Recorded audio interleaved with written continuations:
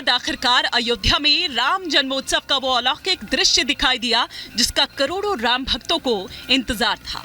रामनवमी के इस पावन पर्व पर रामलला का सूर्य तिलक हुआ। ये शुभ घड़ी 500 वर्षों के बाद आई है।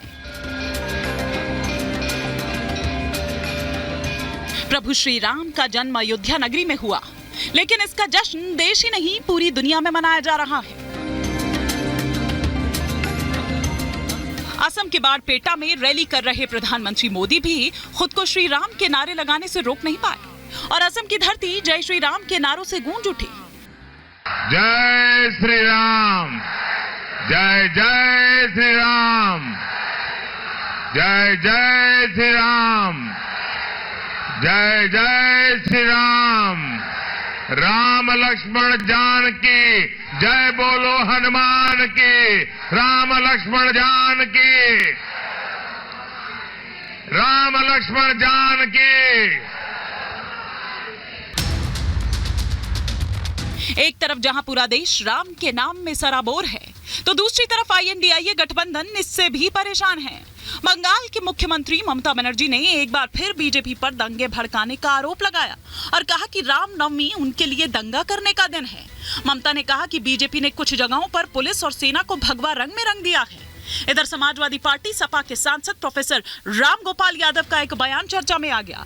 राम गोपाल यादव ने कहा कि रामनवमी को कुछ लोगों ने पेटेंट करा लिया है, ये उनकी बपौती नहीं है। रामनवमी को जो कुछ लोगों ने पेटेंट कर लिया है, उनकी बपौती नहीं रामनवमी। रामनवमी करोड़ों लोग हजारों वर्ष से मनाते चले जा रहे हैं और एक राम मंदिर नहीं, हजारों राम मंदिर इस देश में हैं ऑलरेडी।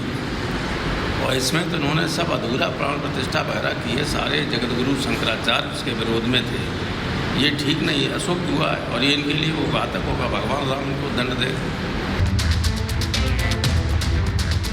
वहीं इन सब के बीच आम श्रद्धालुओं के साथ प्रधानमंत्री नरेंद्र मोदी भी इस ऐतिहासिक क्षण के साक्षी बने। असम दौरे के दौरान हवाई जहाज में बैठे बैठे सूर्य तिलक का लाइव प्रसारण देखा। पीएम ने अपने एक्स हैंडल पर इसकी एक तस्वीर साझा की। इसमें देखा जा सकता है कि कैसे पीएम अपने जूते उतारकर कुर्सी पर बैठे। उनके हाथ में टैबलेट है जिसके जरिए वो प्रभु के दर्शन कर रहे हैं।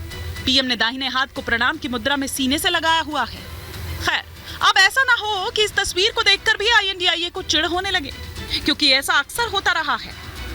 ये अनगिनत राम भक्तों की त्याग और तपस्या का ही परिणाम है कि आज भारतवासी इस शुभ दिन के साक्षी बने हैं। इन सब के बीच सवाल ये है कि चुनावी साल है, क्या इसीलिए दीदी बना रही है प्रभु श्री राम को ढाल? रामनवमी पर ये जुबानी तकरार क्यों? Bureau report, Republic Bharat. और इसी पर और विस्तार से चर्चा के लिए तमाम खास मेहमान इस वक्त हमारे साथ जुड़े हुए हैं। पहले मैं परिचय उन मेहमानों से करवा देती हूँ, उसके बाद जरा एक बार ग्राउंड पर भी हम रुक करेंगे। ग्राउंड मतलब एक बार जरा अयोध्या का भी हम रुक करेंगे, जहां पर ये तमाम राम भक्त आज सुबह से ही पहुंचे हुए हैं। ममता काले जी इस वक्त हमारे साथ जुड़ चुकी है यहाँ पर, साथ ही साथ हमारे साथ आचार्य विक्रमादित्य जी जुड़ चुके हैं। धर्मेंद्र यादव जी इस वक्त हमारे साथ जुड़े हुए हैं। चंद्रमोहन कुमार हमारे साथ इस वक्त जुड़े हुए हैं और साथ ही साथ चंद्रमोहन शर्मा जी हमारे साथ जुड़े हुए हैं और प्रोफेसर अखिल इस वक्त हमारे साथ यहाँ पर जुड़े हुए हैं। इससे पहले कि मैं चर्चा की शुरुआत तमाम मेहमानों के साथ करूं, एक बार अयोध्या में मेरी सहयोगी सृष्टि इस वक्त मेरे साथ जुड़ गई हैं। वहां इस वक्त किस तरह का माहौल है, एक बार सीधा रुख करूंगी सृष्टि का। सृष्टि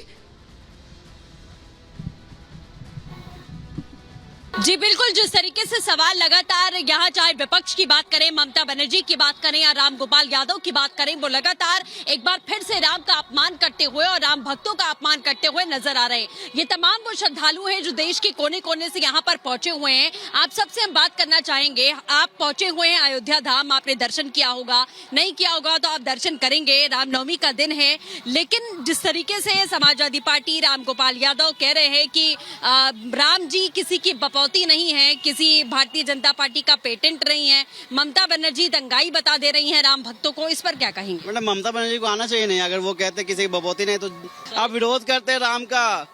सोनिया गांधी कहते राम डस काल्पनिक, राम ये है काल्पनिक है, और आप राम की आलोचना करते, आप बोलते हैं हिंदुत्व की बात करते हैं।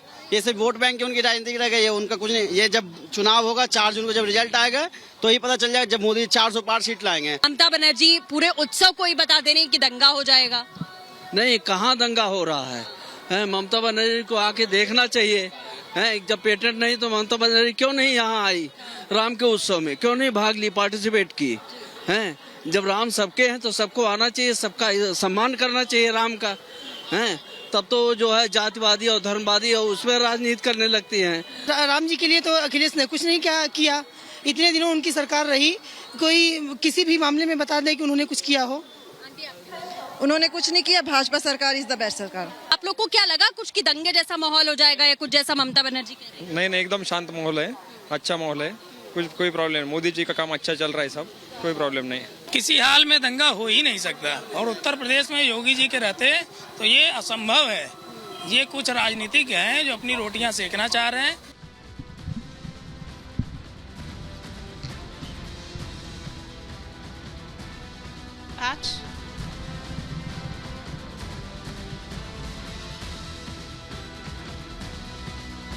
तो सृष्टि को आप यहाँ पर सुन रहे थे, मेरी सहयोगी को, जो यहाँ पर बता रही थी कि आखिर किस तरह से जो लोग वहां पर पहुंचे हुए हैं वो उस वक्त क्या कुछ कह रहे हैं। लेकिन आचार्य जी, राम भक्त जो वहां पर पहुंच रहे हैं, वो भीड़, वो दंगाई है क्या? क्योंकि ये कह रहा है विपक्ष कि भैया वो दंगाई हैं। देखिए, आज सुंदर पर्व है, रामनवमी है, राम जन्मोत्सव है। तो सबसे पहले जय श्री राम, जय जय श्री राम। और आज इस सुंदर सौभाग्य के अवसर पर समस्त देशवासी जिस प्रकार से आनंद भाव से प्रफुल्लित होकर 500 साल पुराने उस जो कलंक था, स्वाभिमान का जिस प्रकार से निर्माण होने की सुंदर वेला आई है, उसके लिए सबको बहुत बहुत शुभकामना। और जो आपका प्रश्न था कि राम वाले दंगाई है कि नहीं है, हमने देखा है दंगाई कौन थे। दंगाई वो थे जो निहत्थे राम भक्तों पर गोली चलवाते थे। दंगाई वो थे जिन्होंने राम भक्तों की हत्या करवाकर उनको सरयू के अंदर मिट्टी की बोरी बांध कर, पत्थर के साथ बांध कर तरवा दिया था। दंगाई वो थे जिन्होंने राम भक्त राम जय श्री राम कहने पर गोलियां चलवा दी थी, और इस देश के अंदर क्या क्या नहीं हुआ। दंगाई वो थे जो आजादी के टाइम पर जो कार्य हो जाना चाहिए था, जिन्होंने नहीं होने दिया। दंगाई वो थे जिन्होंने इस इतिहास को बदलने का काम किया। दंगाई वो थे जो मन के काले थे, अंग्रेजों के जाने के बाद भी मन के काले अंग्रेज बनकर इस देश पे राज कर रहे थे और हमारा इतिहास बदलने का प्रयास कर रहे थे। वो कम्युनिस्ट जो थे इस देश के अंदर, जिन्होंने इसमें महिमा मंडन किया उन आतंकियों का, महिमा मंडन किया उन आतंकियों का, उन जो आक्रांता थे उनका महिमामंडन प्रयास किया, आक्रांताओं का। उसके बाद और साथ साथ समझ लें, दंगाई वो थे कांग्रेसी जिन्होंने इस राम मंदिर पर ताला लगवाया। ठीक है, अब जब आपने सीधा सीधा कहा है तो सबसे पहले चंद्रमोहन जी से ही मैं यहाँ पर एक रिएक्शन ले लेती हूँ। वो कह रहे हैं कि आप लोग हैं दंगाई। तो आज के इस पावन अवसर के ऊपर जब भगवान राम जी की रामनवमी है, मैं देशवासियों को मुबारकबाद देता हूँ और जय श्री राम। देखिए, आज फर्क क्या है, दंगाई कौन थे? जब राम जी के अनुयायी बन जाओ और फिर भी दंगाई ढूंढते रह जाओ और माथे पे तिलक लगाओ और भगवा ले लो और राजनीति करते रहो और घूम फिर के बिना कांग्रेस के रोटी हजम ना करो, तो आज के दंगाई देश में वो हैं जो देश की बुनियादी मुद्दों की बात नहीं करते, और जब आते हैं कहीं खड़े होके वो आज भी धर्म के नाम की भी राजनीति करते हैं। आज किस बात की चर्चा होनी चाहिए? आज चर्चा होनी चाहिए 2024 की। 2024 में 2014, 2019 के बाद जिस जनता ने जिस सरकार को चुना और जिन नेताओं को चुना, उन्होंने जो भी करा अच्छा करा, मैं कह रहा हूं चलो अच्छा करा, लेकिन आपका विजन क्या है 24 के लिए? आज भी देश के उन लोगों को दंगाई कह देना, आज भी उन लोगों को देश, लेकिन